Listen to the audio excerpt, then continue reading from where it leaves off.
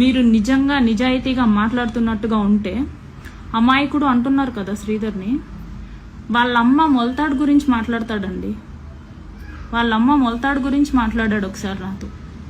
మా అమ్మ ఏంటి ఎర్ర మొలతాడు కట్టుకుంది అనేసి.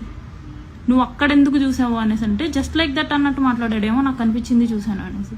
ఈ విషయం ఇప్పటిదాకా నేను చెప్పకూడదు, కోర్టులోనే చెప్పాలి, ఇంత సెన్సిటివ్ విషయం అనుకున్నాను. మీరు అమ్మాయికుడు అంటున్నారు కదా, ఎలాగండి అమ్మాయికుడు అవుతాడు?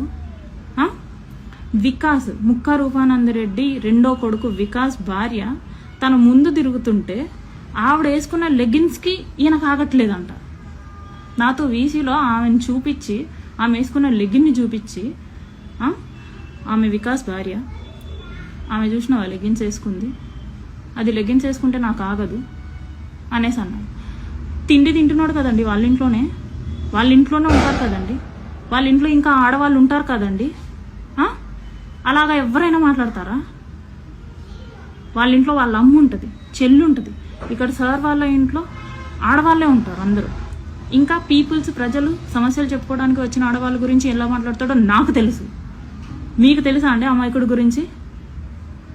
తెలుసుకొని మాట్లాడండి.